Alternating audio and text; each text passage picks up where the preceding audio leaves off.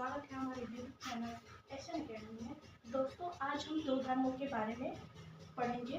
पहला धर्म है बौद्ध धर्म और दूसरा धर्म है जैन धर्म। इन दोनों धर्मों के बारे में आज हम पढ़ेंगे और आशा करते हैं कि ये वीडियो आप सभी के लिए बहुत ही इम्पोर्टेंट होगी। तो सबसे पहले हम टाइम वेस्ट किए बिना शुरू करते हैं। बौद्ध धर्म। बौद्ध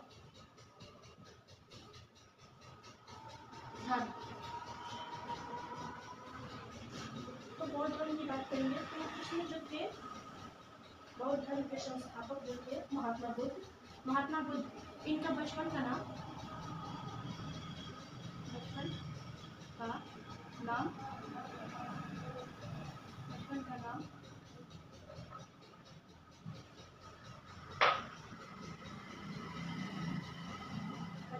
सिद्धार्थ।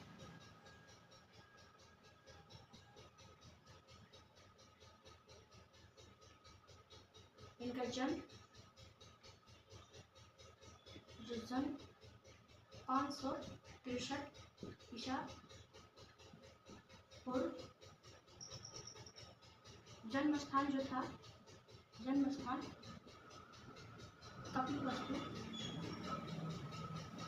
कपिलवस्तु के पास लुम्बिनी में हुआ था। और ये जो कपिलवस्तु है ये वर्तमान में नेपाल में पड़ता है। वर्तमान नेपाल में है।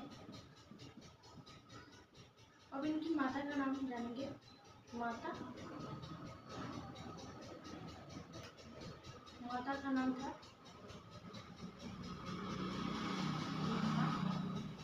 माया। महामाया। ये जो थी कोलियो वंश की।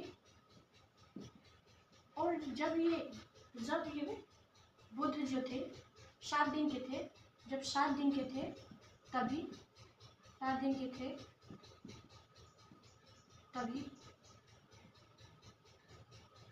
निधन हो गया था इनका।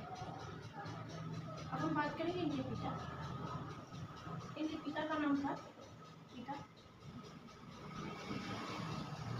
बुद्धन।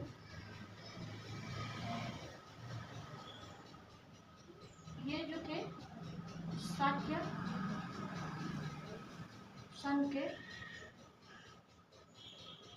मुखिया थे। जो इनके पिता थे वो शाक्य संघ के मुखिया थे और माता का निधन 7 दिन में हो गया था। इनका पालन पोषण, अब हम बात करेंगे इनका पालन पोषण।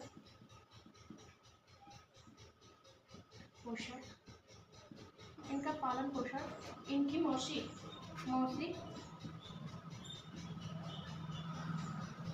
प्रजापति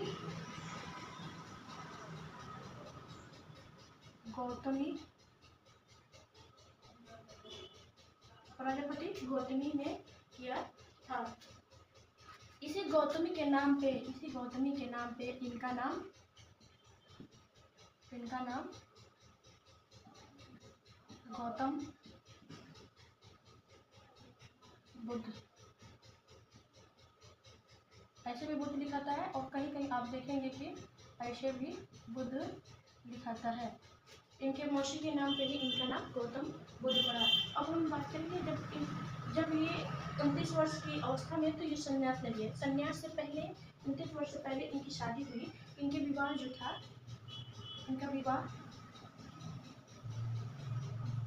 यशोधरा से हुआ था जिससे इनका एक पुत्र जिसका नाम था राहुल। अब हम बात करें, देखिए दोस्तों, देखिए कि बचपन का नाम इनका था सिद्धार्थ। जन्म हुआ 563 ईसा पूर्व और जन्म का स्थान है कपिलवस्तु के पास लुम्बिनी। ये जो कपिलवस्तु है वर्तमान में नेपाल में है। इनकी माता जो थी महामाया, ये कोलियो वंश की थी और 7 दिन के जब ये थे तभी इनका निधन हो गया। और पिता जो थे शाक्य संघ के मुखिया थे।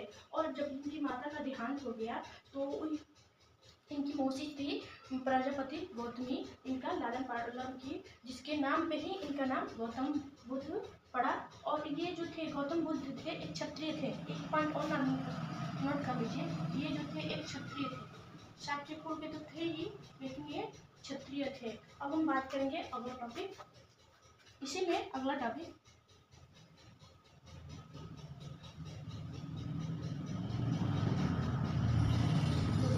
मैं कुछ पर्सनल रीजन के कारण अपना फेस रिवाइवल नहीं कर सकती। अब हम बात करेंगे अगला टॉपिक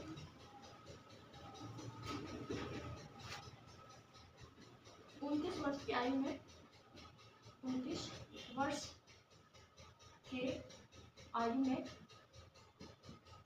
इन्होंने क्या किया, इन्होंने संन्यास लेने के लिए घर छोड़ दिया।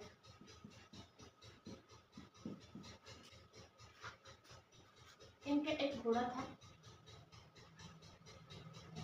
इनका घोड़ा था, घोड़े का नाम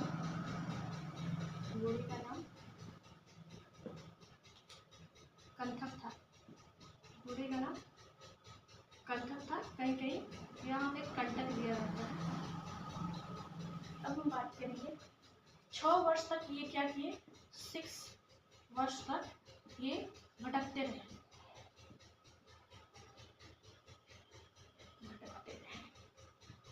6 वर्ष तक ये ज्ञान की खोज में भटकते रहे। 6 वर्ष के पश्चात ये 35 वर्ष की आयु में 6 वर्ष तक ये भटकते रहे। इसके बाद 35 वर्ष की आयु में उर्मिला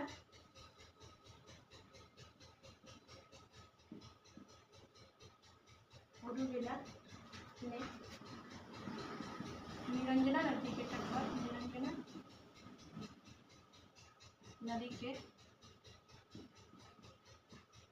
तट पर साल वृक्ष के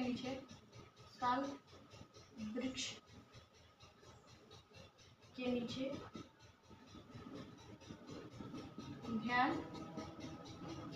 करते हुए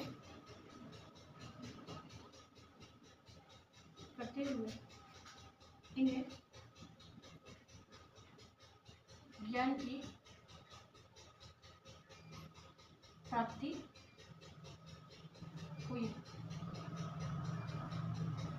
देखिए 19 वर्ष की आयु में इन्होंने संन्यास लेने के लिए रात के अंधेरे में घर को छोड़ दिया। तो इनका एक घोड़ा था जिसका नाम कंथक था, और 6 वर्ष यानी 29 वर्ष की आयु में ये घर को छोड़े, और 6 वर्ष मान लीजिए 29 और 6 छोड़ेंगे तो 35, मतलब 35 वर्ष की अवस्था में इन्होंने उरुविला स्थान में एक निरंजना नदी के तट पर साल वृक्ष था, उसके नीचे ये ध्यान करते हुए इनको ज्ञान की प्राप्ति हुई। और आगे बात करेंगे हम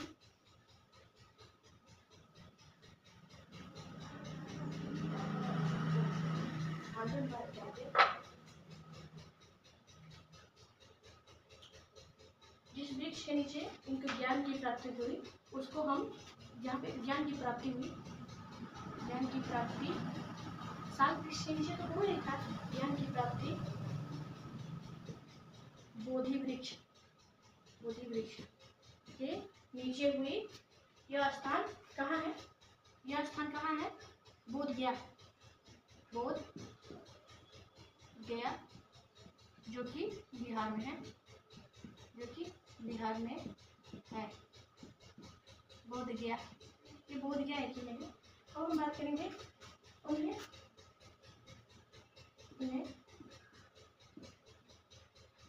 गौतम बुद्ध और तथागत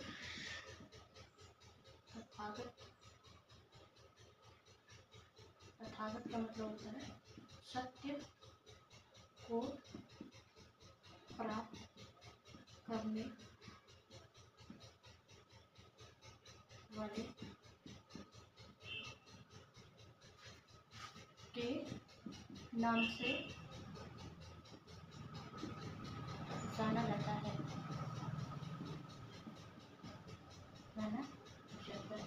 देखिए बोधि ऋषि के नाम से भी जाना जाता है, जो था सामवेश। अब हम बात करेंगे इन्हें गौतम बुद्ध और तथागत। तथागत का मतलब होता है सत्य को प्राप्त करने वाले के भी नाम से जाना जाता है। अब हम कुछ महत्वपूर्ण इनके जीवन के बारे में, कुछ महत्वपूर्ण घटनाओं के बारे में देखेंगे।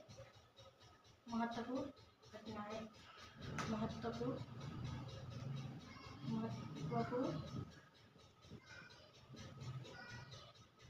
घटनाएं।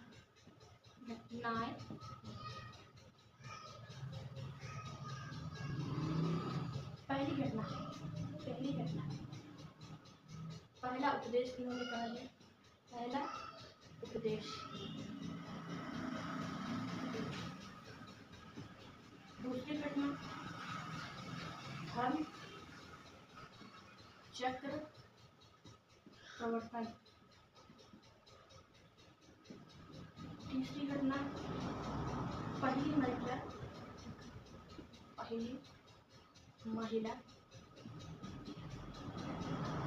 महिला जो बौद्ध धर्म में बिछड़ी के रूप में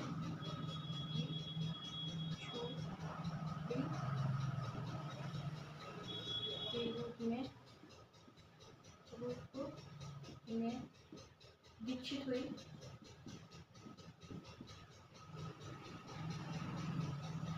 अगला चौथा प्रथम शिष्य।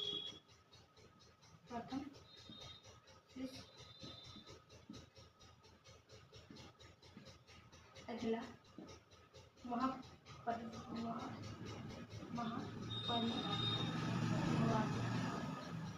यानी महापरिनिर्वाण, इसका मतलब है मृत्यु। तो सबसे पहले उपदेश इन्होंने कहाँ दिया? कहाँ थे इन्होंने? वाराणसी के निकट, वाराणसी के निकट सारनाथ। कहाँ दिए इन्होंने? वाराणसी के निकट सारनाथ। और हम बात करेंगे धर्म चक्र परिवर्तन। ये जो थे धर्म के चक्र को प्रवर्तन करना। प्रवर्तन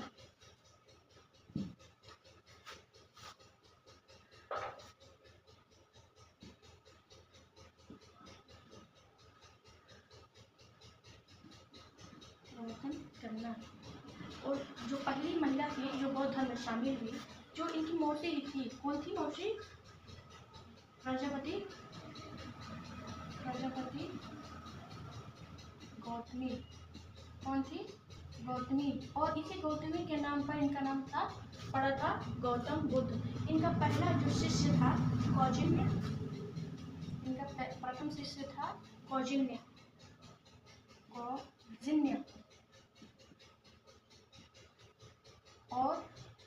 और 4 अन्य भी थे। और इनका महापरिनिर्वाण जो हुआ, मृत्यु उनकी हुई कुशीनगर। कहाँ पर?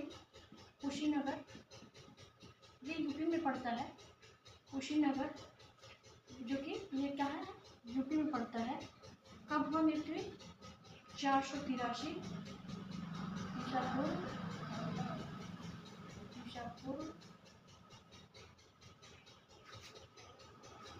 इनकी मृत्यु जो हुई कुशीनगर में हुई 483 ईसा पूर्व, यानी कि 80 वर्ष की अवस्था में इनकी मृत्यु हो गई।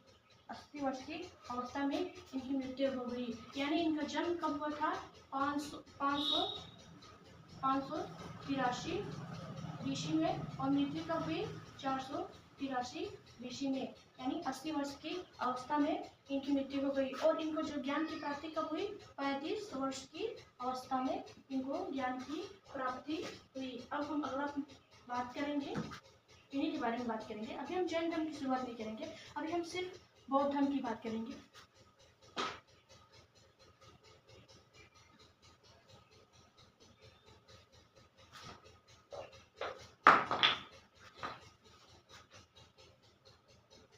अब हम बात करेंगे बौद्ध धर्म के बौद्ध धर्म के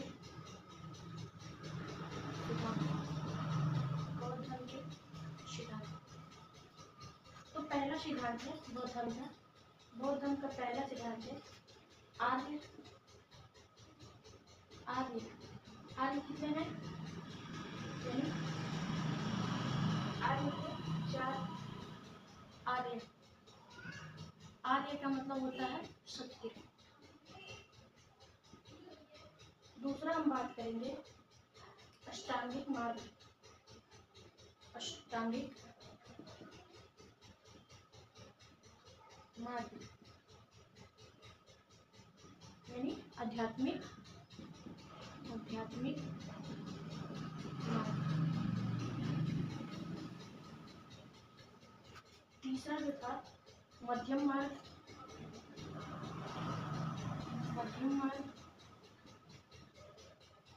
चौथा जो था सामाजिक आचार संहिता। सामाजिक आचार संहिता। और पांचवा जो था निवाड़ प्राप्ति। चलिए, तो सबसे पहले हम बात करेंगे 4 आर्य क्या है। सबसे पहले हम बात करेंगे 4 आर्य के बारे में। तो ये सब टॉपिक को मिटा दे रहे हैं नीचे से। पहला टॉपिक है 4 आर्य। पहला था 4 आर्य। 4 के मतलब 4 क्या थे? पहला दुख। इसमें पहला था दुख, यानी जो संसार है दुखों से भरा है। संसार दुखों से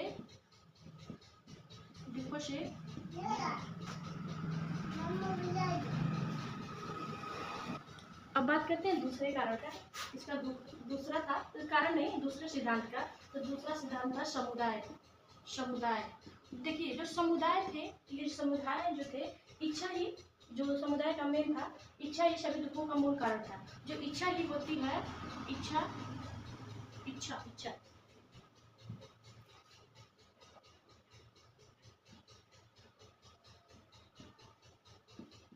ही क्या होती है? सभी दुखों का मूल कारण होती है। अगर इच्छा नहीं रहेगी तो हम मतलब इच्छा खत्म हो जाएगी तो कोई कारण भी नहीं बचेगा। कभी कभी अगर हमें वह मिल जाए जो हम चाहते हैं, अगर मिल जाती है चीज़ें, तो भी हम संतुष्ट नहीं होते, सोचते हैं कि और ज़्यादा होती। और इसी का नाम इच्छा को ही नाम बुद्ध ने कौन सा नाम दिया था? बुद्ध ने तृष्णा। इसी का नाम तृष्णा दिया था। तृष्णा यानी यही प्यास। तृष्णा यानी प्यास। कभी ये जो है कभी नहीं भर सकती है किसी की। अगर किसी के पास बहुत ज़्यादा धन दौलत है तो वो चाहता है कि और धन दौलत हो जाए। कोई भी मतलब होता है ना कि कोई भी सामान आपको मिल जाए, लेकिन आप उसमें संतुष्ट नहीं होते हैं। और इसमें पहला दूसरा हो गया, और इसमें तीसरे की बात करेंगे तो तीसरा निरोध। जो निरोध है, इसमें क्या होता है कि जो इच्छा है, इसी पर हमको प्राप्ति कर लेना ही निरोध कराता है। इच्छा पर विजय प्राप्त कर लेना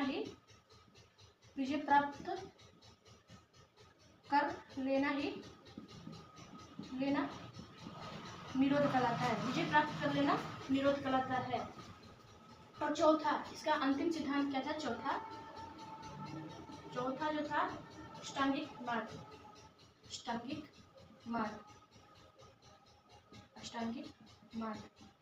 इसमें चौथा है अष्टांगिक मार्ग, यानी अष्टांगिक मार्ग मतलब होता है आध्यात्मिक मार्ग। अष्टांगिक मार्ग था, ये जो था कि आध्यात्मिक मार्ग में चलकर ही हम क्या करेंगे? इच्छाओं पर विजय प्राप्त कर लेंगे। यानी जो ये था कि संसार का सभी दुख, मतलब संसार में जो भी चीज़ है वो दुख से भरा है। कोई भी ऐसा व्यक्ति नहीं है वो किसी न किसी कारण से दुख ना हो। कोई पैसे के लिए रो रहा है तो कोई संतान के लिए रो रहा है, तो कोई कुछ के लिए रो रहा है, कोई घर, कोई परिवार, कोई माँ, कोई बहन, कुछ ना कुछ के लिए रो रहा है।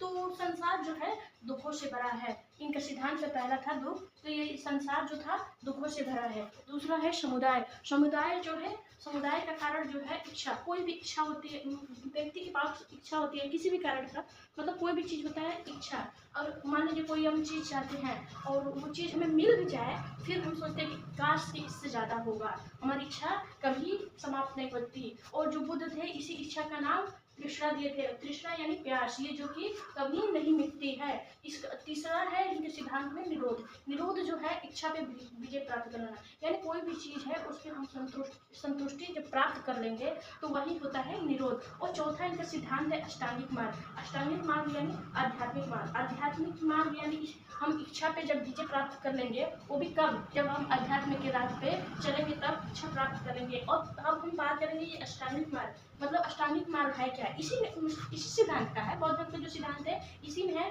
अष्टांगिक मार्ग। अब हम सिर्फ अष्टांगिक मार्ग को देखेंगे कि अष्टांगिक मार्ग है क्या। चलिए हम बात करते हैं अष्टांगिक मार्ग का। अगर वीडियो अच्छी लगे तो दोस्तों में शेयर जरूर करिएगा और लाइक कर दीजिएगा। अगर आप इच्छा हो तभी सब्सक्राइब करिएगा, कोई आपकी जोर जबरदस्ती नहीं है। इतने मेहनत के बाद भी अगर लाइक नहीं करेंगे तो क्या फ़ायदा वीडियो बनाने का। चलिए तो हम बात करेंगे अष्टांगिक मार्ग। अष्टांगिक मार्ग।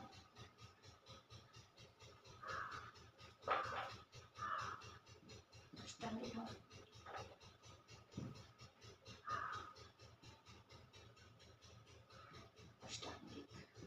मार्ग। अष्टांगिक मार्ग। अष्टांगिक मार्ग में टोटल 8 मार्ग थे। अष्टांगिक मतलब होता है 8। तो 8 मार्ग क्या थे। पहला मार्ग, एक मिनट दोस्तों, चलिए यहाँ पे 1 मिनट टाइम दीजिएगा।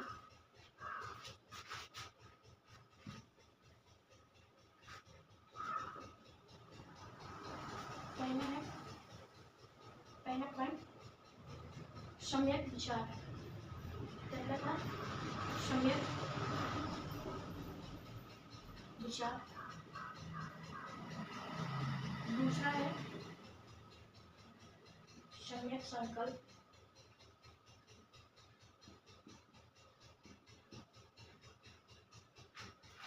संकल्प। तीसरा है सम्यक वाणी। वही। चौथा है सम्यक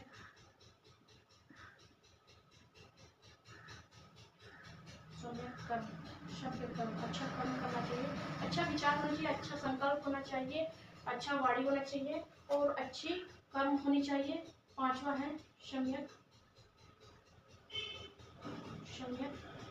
आजीविका भी अच्छी होनी चाहिए। 6 नंबर पे है सम्यक परिश्रम। अच्छा मेहनत करना चाहिए। मेहनत कैसा भी हो, मेहनत ही होता है। परिश्रम, बिना परिश्रम के कुछ मिलने वाला नहीं है। फिर 7 नंबर पे है सम्यक दृष्टिकोण।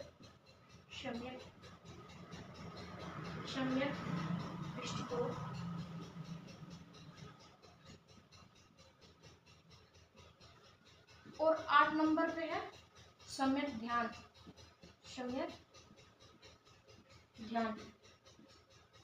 ये थे बुद्ध के सिद्धांत में जो अष्टांगिक मार्ग है उसी के हैं ये अष्टांगिक मार्ग, यानी 8 मार्ग, मतलब सम्यक विचार, सम्यक संकल्प, सम्यक वाणी, सम्यक कर्म, सम्यक आजीविका, सम्यक परिश्रम, सम्यक दृष्टिकोण और अगला है सम्यक ज्ञान। अब हम बात कर रहे हैं अष्टांगिक मार्ग की, तो इसमें दूसरा जो पॉइंट था, पहला पॉइंट था आर्य सत्य, उसके बाद से अष्टांगिक मार्ग हो गया। अब हम अगला टॉपिक बात करेंगे मध्यम मार्ग।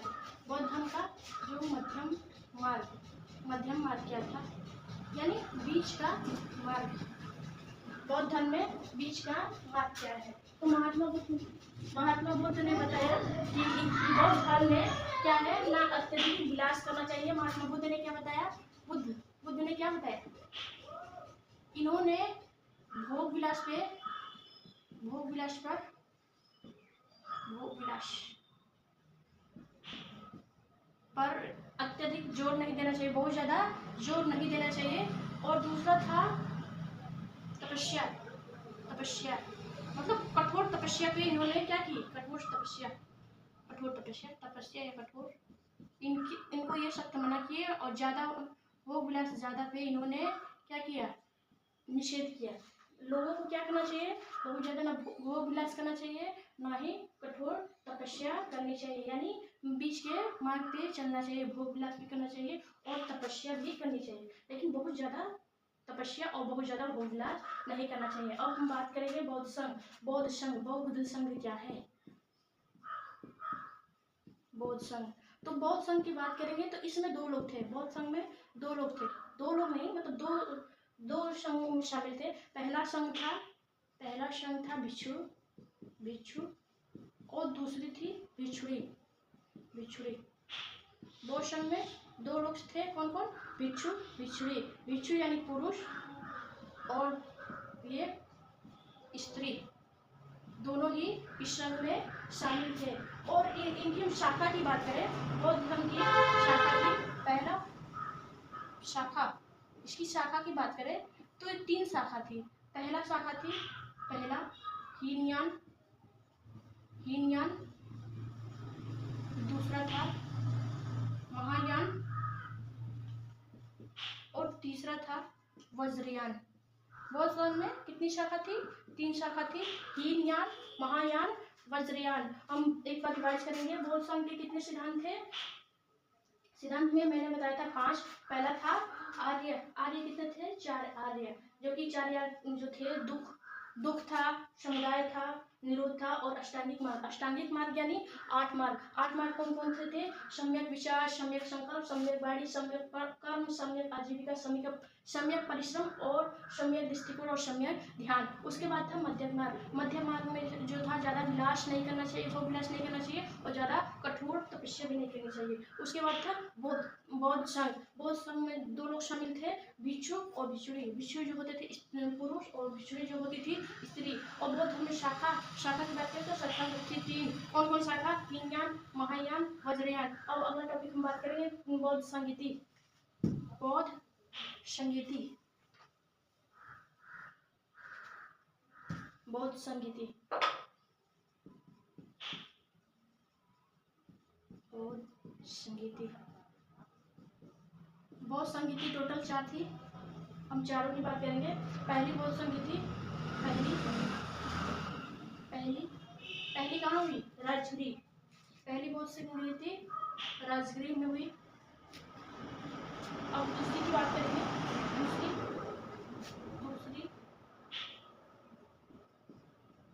दूसरी बौद्ध संगीति हुई आपकी वैशाली में। अब हम बात करेंगे तीसरी, ये अशोक के टाइम पे हुई थी, पाटलिपुत्र।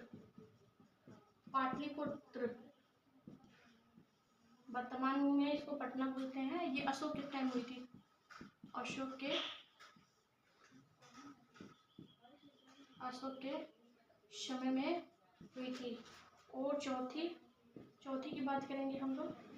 चौथी बौद्ध संगीति हुई थी आपकी कश्मीर में। इसमें शासन किसका था? कनिष्क के समय। इसमें शासन किसका चल रहा था? कनिष्क के समय।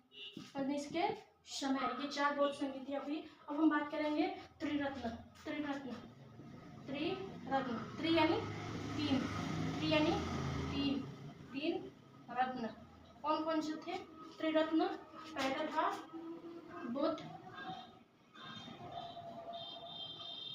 दूसरा था धर्म और तीसरा है संघ। इसी पे संस्कृत में श्लोक है। पहला, बुद्धम शरणं गच्छामि, बुद्धम शरणं गच्छामि। दूसरा है धर्मम शरणं गच्छामि, माफ़ी चाहती हूँ, हाथ वहाँ तक नहीं जा रहा है। तीसरा है संगम शरणम, संगम शरणम गच्छामि, यानी बुद्ध की तरफ आओ, धन की तरफ आओ और शरण की तरफ आओ। इसका अर्थ है कि मतलब बुद्ध यानी शिक्षक की तरफ आओ, यानी शिक्षा जो भी थे उस समय उनकी तरफ आना चाहिए, और जो धर्म जो भी शिक्षा दी जाती थी उसको धन की तरफ आना चाहिए। और संघ की बात करें तो उसमें मठ की व्यवस्था थी। जिस स्थान पर बौद्ध भिक्षु निवास करते थे उसे क्या कहते थे, विहार, और पूजा स्थल को चैत कहा जाता था। एक लिख लीजिए, टॉपिक इसी में लिख लीजिए, जहाँ पे भिक्षु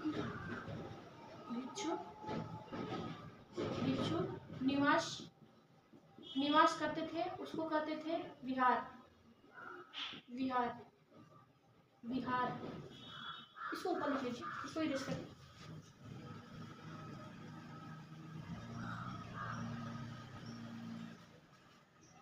जहाँ पे भिक्षु निवास करते थे, निवास स्थान को विहार कहा जाता था, विहार।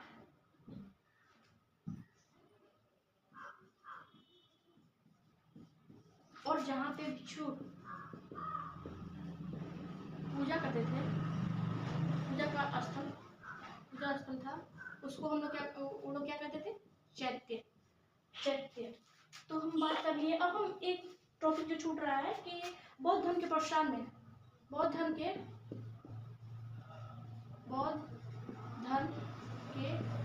प्रसार में अशोक का योगदान। तो बौद्ध धर्म के प्रसार में अशोक का बहुत बड़ा योगदान रहा है। अशोक ने क्या किया, अशोक ने बौद्ध धर्म को भारत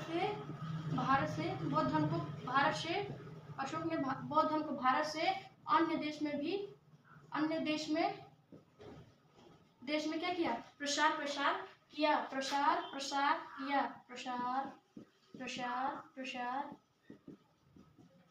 कौन, अशोक ने। और बौद्ध धर्म का ही प्रसार श्रीलंका में कौन किया, श्रीलंका में कौन किया, श्रीलंका की बात करेंगे तो श्रीलंका में महेंद्र और संगमित्रा, इनके पुत्र और पुत्री ने श्रीलंका में भी बौद्ध धर्म का प्रसार किया। इनके पुत्र और पुत्री, श्रीलंका में कौन किया, श्रीलंका में कौन किया, महेंद्र और संगमित्रा बौद्ध धर्म का प्रसार किए। तो आशा करती हूँ कि वीडियो अच्छी लगी होगी। अगर वीडियो अच्छी लगी हो तो कमेंट में छोटा सा कमेंट ज़रूर करें, और कोई कमी है तो भी बताएं, क्योंकि ये मेरा पहला वीडियो है ऐसे पढ़ाते हुए। अगर वीडियो में कोई भी गलती तो मैंने बहुत ज़्यादा की है, बार वर्डों को मतलब सही ढंग से वर्ड जो जगह गलती की है तो उसके लिए मैं क्षमा चाहूँगी, क्योंकि ये फर्स्ट टाइम वीडियो था मेरा पढ़ाने का फर्स्ट टाइम वीडियो था। तो गलती तो सबसे होती रहती है। अगर फिर भी आपको बुरा लगे तो उसके लिए सॉरी। आगे से मैं इस चीज़ का ध्यान रखूँगी और इसको सुधारने की कोशिश करूँगी। और अगर वीडियो अच्छी लगी तो दोस्तों और हर जगह ग्रुप में शेयर करें।